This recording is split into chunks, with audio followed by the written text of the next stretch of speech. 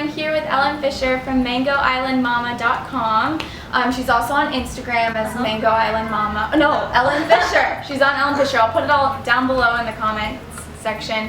And she is 80-10-10. She's been 80-10-10 for 2 years now, and she's been vegan and raw for 7, right? Right, yeah, I got into the raw food 7 years ago, but only learned to low-fat raw vegan specifically 2 years ago. Yeah, and so I was here in Maui and I contacted her and we decided to meet up, and I've been hanging out with her and her family for today and our cute little boy, Elvis. And so I just thought I would do a video because it's been really helpful for me in this new step towards the 80-10-10 journey to get some information from her. And so I thought that we would do a little interview with some of the questions that I asked that I found to be really helpful.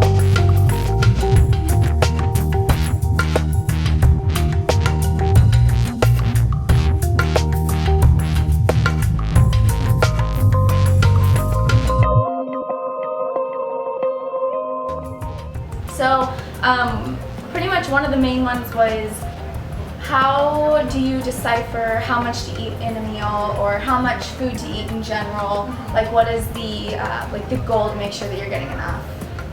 Yeah, well, it's definitely one of the hard things for people in the beginning is not eating enough food, because fruit is so water rich, and all cooked food is void of water. It's lifeless. There's no water in it. So we have these compact meals in our stomach, and once we start eating these water rich fruits, we think we're full when we're not actually full. You can eat 3 bananas. People tell me, oh, I'm full after 3 bananas, but 3 bananas is not going to fill you up and keep you satisfied until lunch. It might make you keep you full, a full feeling, illusion of fullness, for 30 minutes to an hour, but it won't satisfy you till lunchtime for most people. 2 hours later you're gonna start to be reaching for the cookies or something else, chips or whatever.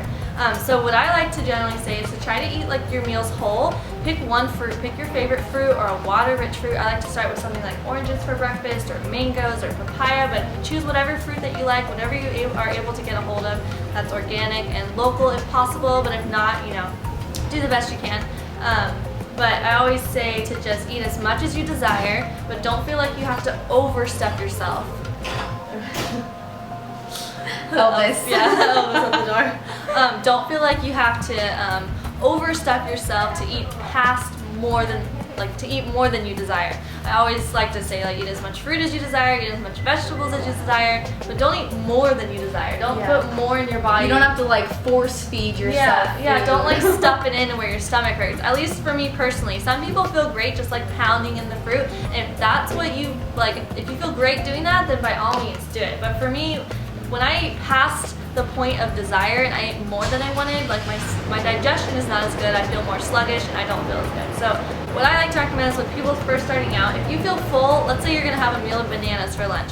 If you feel full after 3 bananas, just stop eating. You don't have to eat more than you want, and then 30 minutes later to an hour later, if you start to desire food again, once you start to notice, oh, I could go for some more food. As soon as you feel like you could put more food in your body, then eat another banana. Eat 2 or 3 more bananas or 5 more bananas.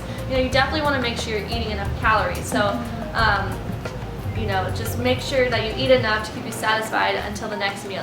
Eat enough for each meal to keep you satisfied until the next meal. Does that make sense? Yeah. So just in the beginning, it might take you some time, and you might be grazing a lot in the beginning where you're kind of just snacking on fruit all day. But really quickly, your body will adjust, and you'll learn to be able to eat enough fruit for each meal.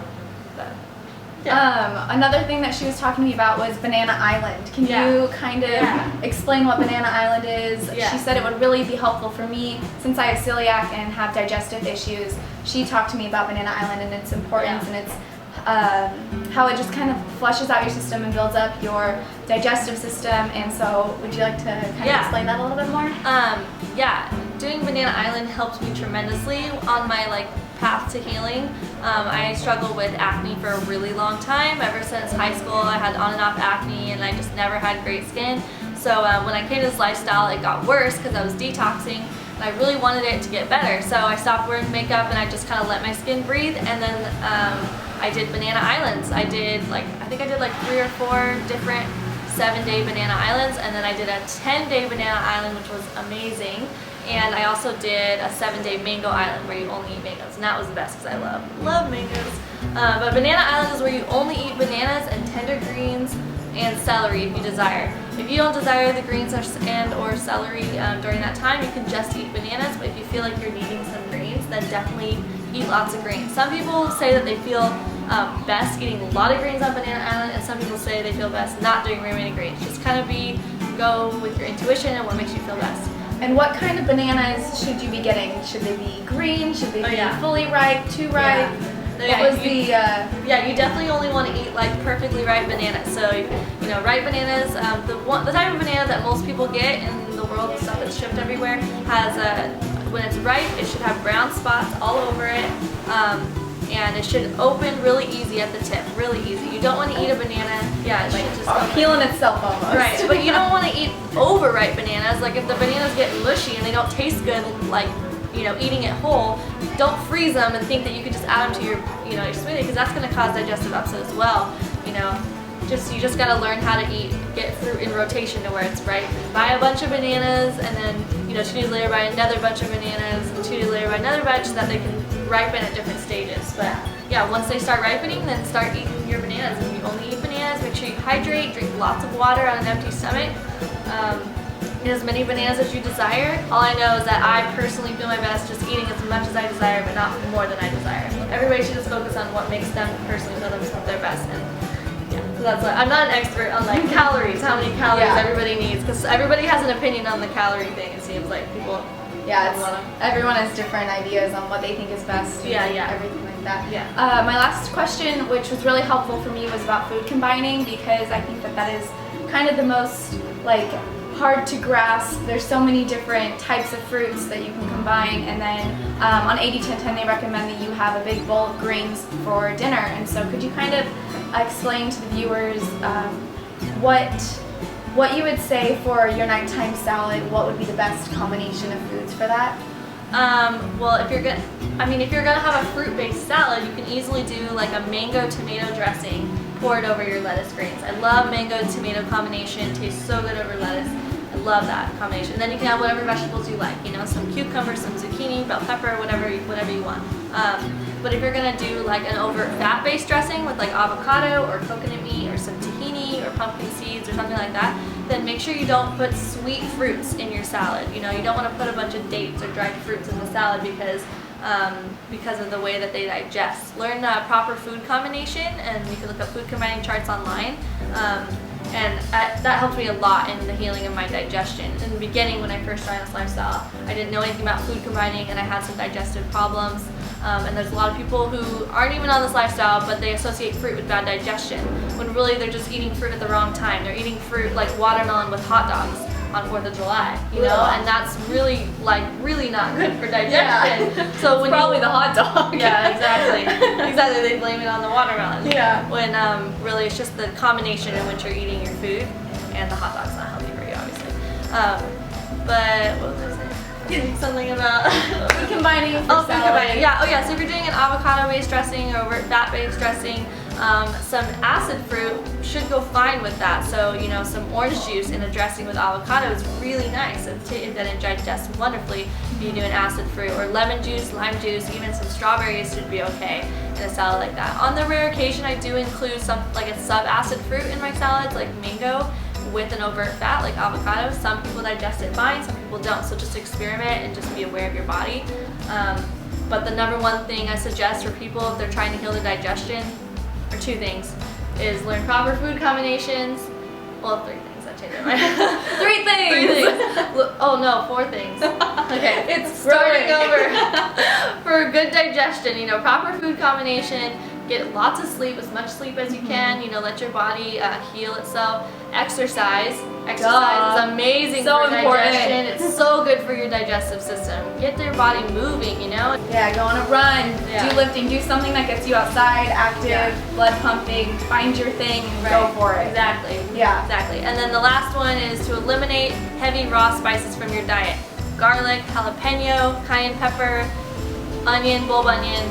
You know, they're terrible for digestion, specifically in their raw state. So when you add like garlic to your dressing, it's just asking for bad digestion, at least personally for me. Some people can handle, things better. Everybody's body is slightly different. It's one of those things that a lot of people don't bring up and don't mention, and so people, when they first start this lifestyle, put a lot of heavy raw spices in their salads. They're trying to make it flavorful because there's no longer the oils and the high fat stuff and all of that. Right. Those raw spices, they're just not good for digestion. And sometimes they're really like strong on your tongue anyway in their raw state. Sometimes you can't even eat it properly. They burn. No, that's why Dr. Grant talks a lot about that. Like if you can't eat a whole meal of it, then it shouldn't be included in your diet. We would never eat a whole meal of onion, I don't think you're crunching on a jalapeno. So never. Unless you're crazy. But. And I think one other thing that she said was so important is have fun with it. Don't be stressed about it when you're going throughout your day. Don't stay stressed. Don't worry about calories or about what you're eating or if it's the right combination or the right time to eat or anything, but go with it with like a free spirit and just enjoy the process of figuring it all out. Exactly. Enjoy the journey that you're in. Like do as best you can, but if certain things come along where you didn't eat exactly what you thought you were supposed to eat, like don't stress about it. Stressing does nothing good for your body. And when you eat when you're stressed, it's just asking for poor digestion. It's just everything clamps up and your body doesn't want to digest food. Your body is focusing on the stress. So you have to stop stressing out. Don't eat if you're in a stressful situation. Don't eat if you're really rushed and you're trying to get things going. Just wait till you get in a calm place and take a breather, relax, and enjoy Bring your food with you, take a breather, and then enjoy your breakfast. Once you have time to relax, and chew your food well, and Great. Well, do you have anything else that you'd like to let the viewers know? Just our friends that are embarking on this journey. Just continue to inform yourself, because so often people will just kind of wing it and just go into it and they're not really informing themselves that much, and then everybody else will kind of around them in this world will put them down saying it's so unhealthy, They'll say all these reasons why it's unhealthy, and if you don't really have the answers as to for their questions or their things that they state, then it kind of sometimes it can get people down and makes it tough. Oh, I know what I want to say. The other thing is if you're going into it, I know you said that you were going into it not for the animals, you were doing it for your own health, and that's great. That's the main reason I got into it 7 years ago, raw food 7 years ago.